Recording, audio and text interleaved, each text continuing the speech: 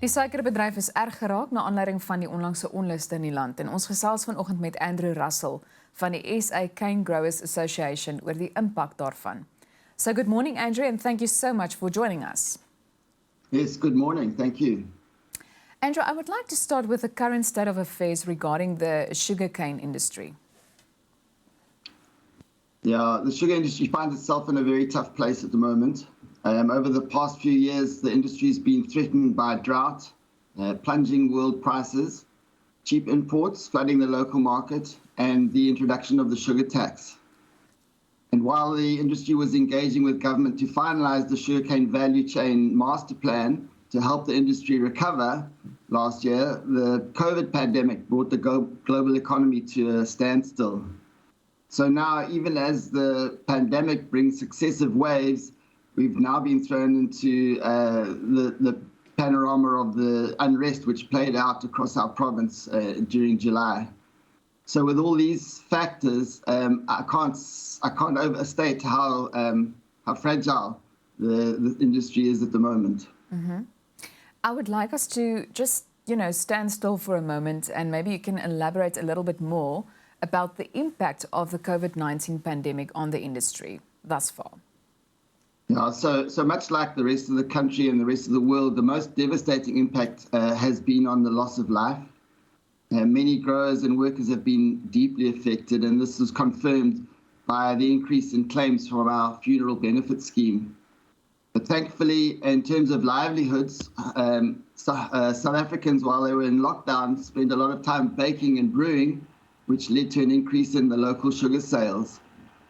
And because agriculture was deemed an essential service, growers and workers were able to maintain their livelihoods through the difficult period. And I would also just like to take this opportunity to commend the whole farming community for the manner and the spirit in which we've all risen to the challenges that we've had to face. We've managed to keep our families and our staff healthy and safe during this prolonged pandemic. And we've also fulfilled our responsibilities to protect our food value chain. So, well done. Mm-hmm.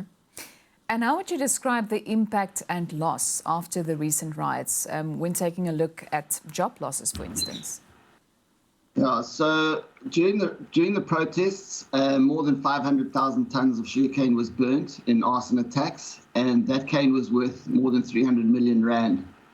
And because of the threats against the logistics routes and the sugar mills and the staff of those sugar mills during the riots, the mills were forced to close. So they weren't able to process that burnt cane, which would have mitigated some of the losses. In the weeks since the riots, the mills have obviously reopened, and a lot of that cane has been able to be processed, even though it's not at a premium. And some of our worst fears have begun to realize the mills are rejecting the cane, which is decayed because it wasn't milled in time.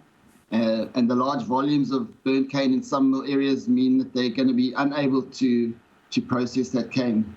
And to date, we've lost more than 135,000 tons of cane that's been rejected at a value of 84.5 million rand. So this could have significant impact on those farmers, and there will be job losses. It's very difficult to quantify at the moment. And what are some of the other challenges in terms of the sugarcane industry at the moment? So one of the significant challenges we're facing is the threat posed by the sugar tax. A report commissioned by Nedbank has shown that the sugar tax caused more than 9,000 job losses in the growing sector of the industry alone, and that there were 16,000 job losses overall. The sugar tax also caused investment into the economy to decline by more than 650 million rand, and it reduced the sugar industry's contribution to GDP by more than 1.19 billion in 2019 alone. So altogether, the sugar tax has cost South Africa more than 2 billion in the first year it was implemented. And in light of the long-standing challenges facing the industry, and now with the latest challenges following the riots, South Africa's cane growers need support and investment, not a tax that compounds the industry's difficulties. And how does the local sugarcane industry compare to the other countries or the rest of the world? So historically, South Africa has been a notable player in global markets. We're considered one of the top 20 sugar producing and exporting countries. And we hope that with the implementation of the sugarcane value chain master plan, it'll help the industry to become an even bigger presence in world markets in years to come by broadening the range of products produced from sugarcane, such as sustainable aviation fuel. How would you describe the industry's contribution to the agricultural sector in general? The sugar industry is vital to the creation of and sustaining of rural livelihoods. Moreover, the value chain from sugarcane to sugar in your cupboards and into your favorite treats creates even more jobs. So the industry has 22,949 growers, and the majority of those are small-scale growers, 21,581 small-scale growers.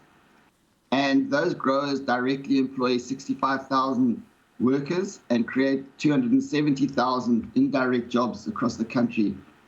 So for many of those, many thousands of those jobs are in the deep rural areas of KwaZulu-Natal and Mpumalanga, where sugarcane forms the backbone of those local economies, those little towns and that rural communities that depend on either the growing of sugarcane or the processing of the sugarcane for their livelihoods. So we've done some studies and some work that indicate that there's over 1 million livelihoods that are in some way connected to the sugar industry. And we're also a major contributor to the goals of transformation in our sector. For example, we've committed 600 million from the growing sector to for transformation over 5 years.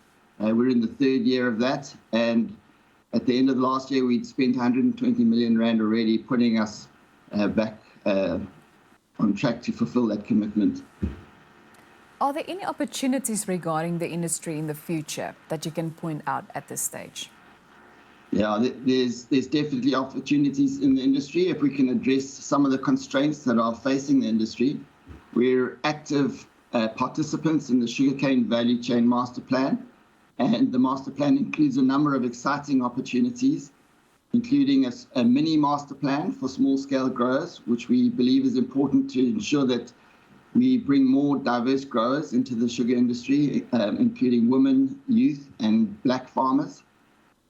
And under the master plan, we also have a task team to explore diversification into other crops, and a task team to explore diversification into other products made from sugarcane.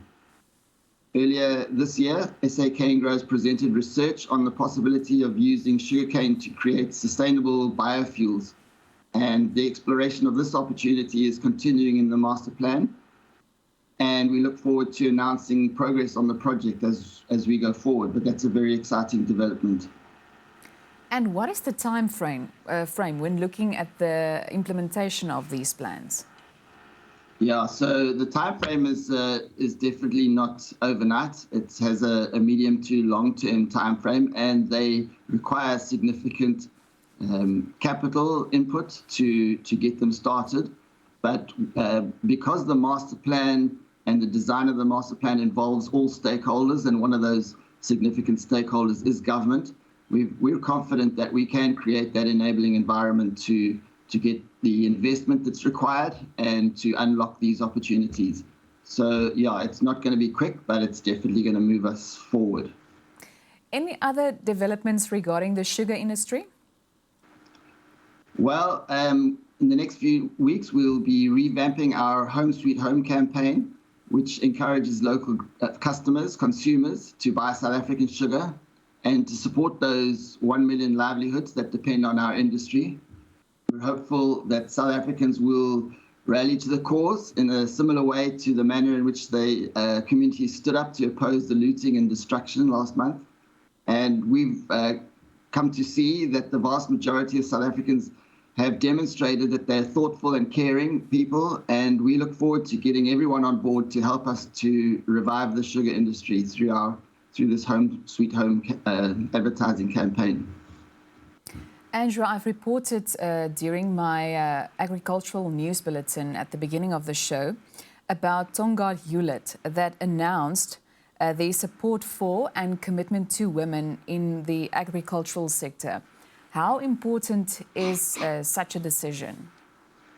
Oh, it's very important. One of the arms of our transformation initiatives is to develop women and youth, and so the industry as a whole is committed to that. At SA Canegrowers, we also have a strong emphasis on developing, obviously, black farmers, but particularly women and youth. And so it's very encouraging and exciting to see that Tongaat Hewlett are making similar commitments. And then lastly, anything else from your side at this stage? No, just like to thank you for the opportunity to broadcast where we are as an industry, and just encourage you to keep your eyes on us, because we have to overcome these short-term challenges that are facing us. But we believe there's a very bright future for sugarcane farmers, and that we can make a significant contribution to the recovery of our economy. So thank you. No, thank you for your time this morning. En dit was dan Andrew Russell van die SA Canegrowers Association.